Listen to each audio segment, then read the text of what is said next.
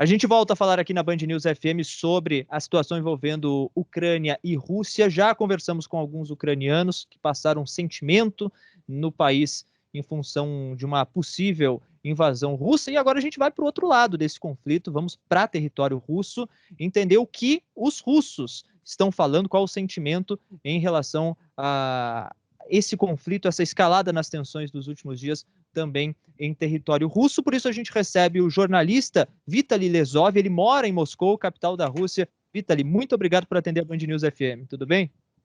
Tudo bem, bom dia. Prazer para mim também falar com vocês. Bom, Vitaly, vamos começar justamente com o sentimento. O que tem se falado a respeito desse aumento nas tensões ali na fronteira entre Ucrânia e Rússia dentro do país? Esse tem sido o assunto mais discutido nos últimos dias? De fato, este tema da Ucrânia é um tema que já tem 8 anos. 8 anos, 8 anos da polarização de nossa sociedade. E claro que a maior parte dos russos temos parentes na Ucrânia, que a Ucrânia não sei, que não é Argentina para os brasileiros, é outra situação, é como esse estado de uma união dos povos que falavam a mesma língua e tinha muitas ligações econômicas e também ligações de sangue. De fato, a Rússia começou seu crescimento, sua expansão histórica a partir de Kiev, expandindo para o Nordeste, depois para a Sibéria, etc. Então, a Ucrânia é como uma matriz da Rússia. E para os russos é uma questão muito quente, Ucrânia. Ao mesmo tempo, estamos muito cansados já deste tema, porque na televisão sempre Ucrânia, Ucrânia, Ucrânia, e alguns ainda sentimos esta dor da ruptura com a Ucrânia, esta dor da situação na Ucrânia, que um país coitado tem seu estado falido, tem muita imigração para o Brasil, para a Argentina, para a Espanha. Então a Ucrânia perdeu, acho que talvez 30% de seu povo já. Então o país vive uma grande tragédia. E claro que a Rússia, em parte, tem responsabilidade por esta tragédia. Mas não só a Rússia, assim, que a Rússia tem sua própria tragédia, que envolve os interesses globais do Ocidente, dos Estados Unidos, da Alemanha, etc., que a Rússia sempre foi um grande campo de invasões, que a Rússia, toda a sua história foi invadida, nunca, digamos, foi um país agressor direto globalmente, agressor para a Europa, mas ao contrário, a Rússia sim sofreu das agressões europeias, sem falar das asiáticas, de mongóis, etc. Então, toda a nossa história estamos lutando, de fato, pela soberania e não sempre com sucesso.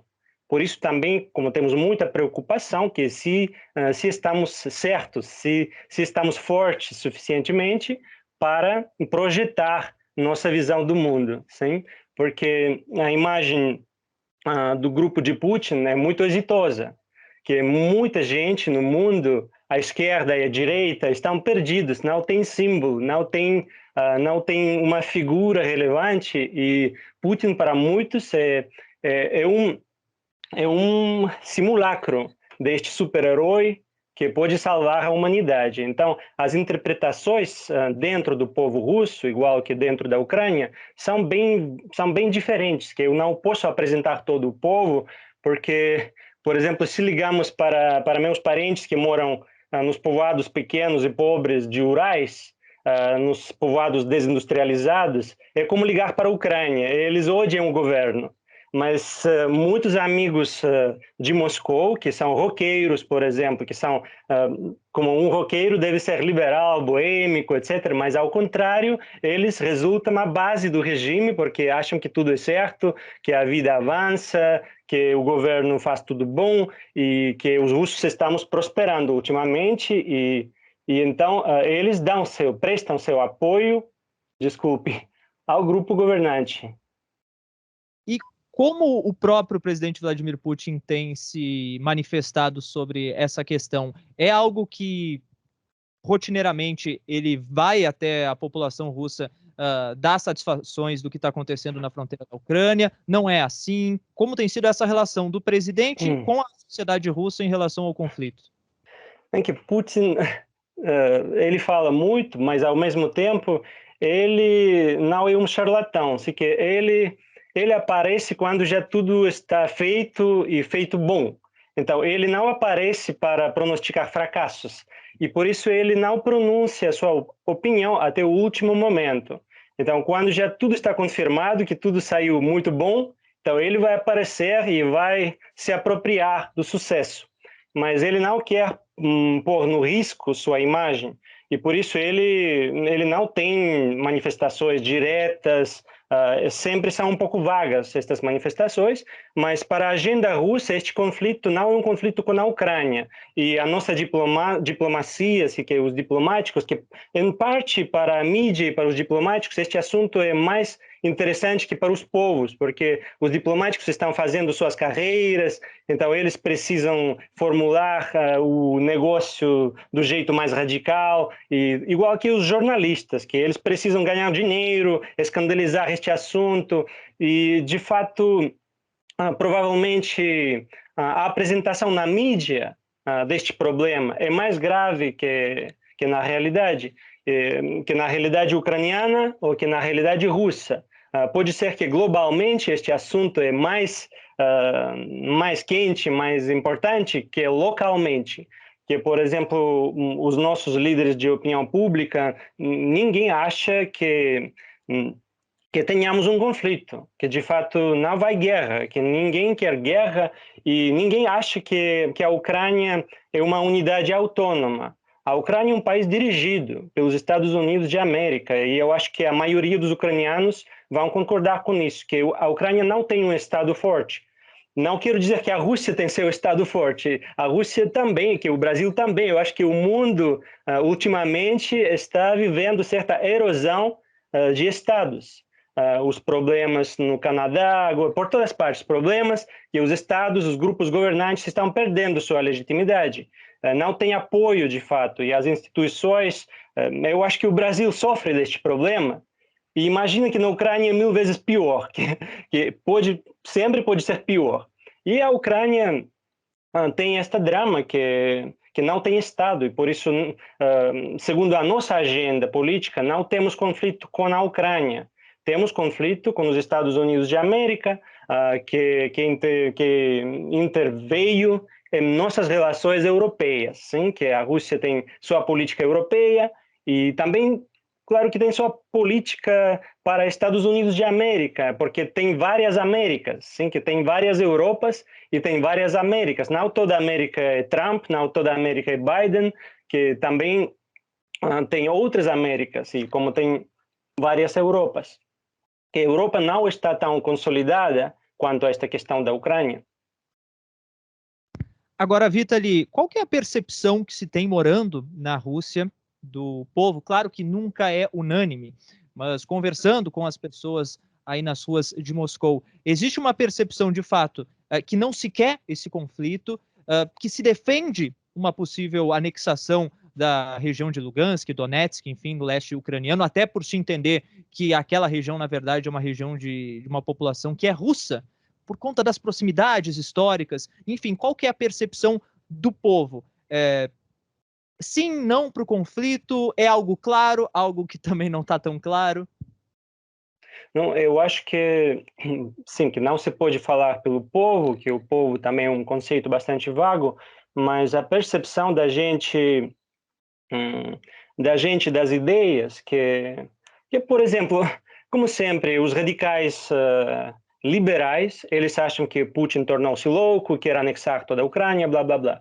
E outro ponto de vista ao contrário, que tudo é certo, que sim, temos que invadir, libertar a Ucrânia, libertar o povo da Ucrânia de uma junta, de um governo ilegítimo imposto pelos Estados Unidos de América e restaurar nossas relações para que a Ucrânia prospere. Porque os Estados Unidos de América não precisam de uma Ucrânia forte, a Alemanha, a Europa não precisam de uma Ucrânia forte, e a Rússia, isso é o problema, que se a Rússia precisa de uma Ucrânia forte, se a Rússia pode inspirar simpatias, oferecer um projeto interessante para os ucranianos. Isso é o drama da situação, e eu acho que muitos russos queremos libertar a Ucrânia, queremos ser atrativos para os ucranianos, mas também é verdade que em nossa própria casa ainda não arrumamos tudo, ainda não tudo está preparado, mas é um trabalho, é uma missão para todo mundo. De fato, este conflito radicaliza os russos também, e não temos como resposta simples, e como a Europa também não tem resposta simples para a Ucrânia, que já não tem tantas vacas gordas para investir na Ucrânia como foi a etapa da Polônia. Agora a situação é diferente na Europa, não tem tantos fundos para investir, nem tem interesse para desenvolver a Ucrânia.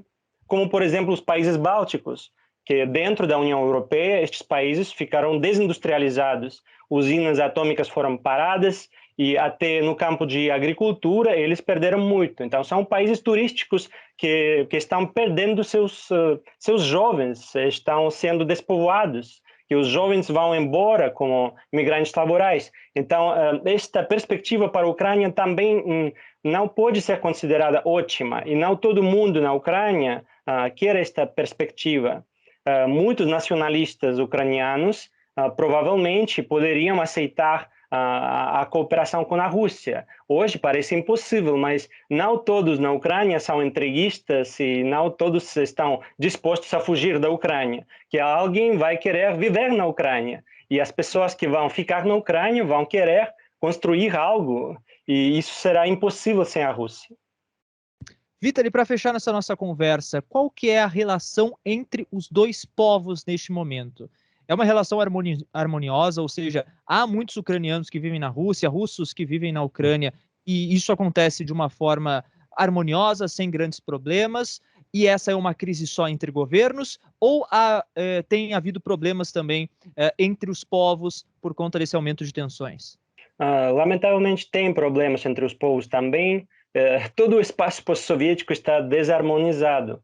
Temos russos pró-Ucrânia, temos ucranianos pró-Rússia, então não é tão evidente que todos os ucranianos são pró-Ucrânia. Então eles podem ser contra a Rússia, mas também não estão a favor de seu governo.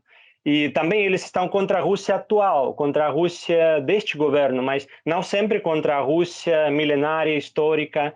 Ou seja, a Ucrânia é uma grande caldeira de conflitos internos também, e também é um complexo de narrativas diferentes, que não se pode dizer que todos os ucranianos são neonazistas, como também não se pode dizer que todos os neonazistas são antirrussos, que tudo é complexo de fato.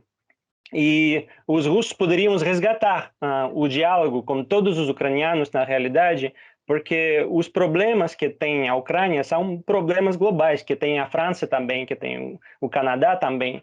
E o problema é que a Rússia deve gerar seu projeto atrativo para os ucranianos, porque as manifestações de força, resumindo, podem ser apenas uma promoção de um novo gasoduto russo, Nord Stream. Assim que estamos fechando a Ucrânia, não vamos vender gás pelo território da Ucrânia, mas aqui tem o novo gasoduto Nord Stream, então vocês já não têm que lidar com a elite louca da Ucrânia, que sempre pode fechar a chave. Aqui tem um novo gasoduto perfeito, então tudo é uma promoção, são apostas para inaugurar este novo projeto orientado para a Alemanha, nos interesses da Alemanha, sem dúvidas. Então, neste sentido, é como Estados Unidos, por favor, não interrompam nas relações entre a Rússia e a Europa. Esta é a mensagem da Rússia.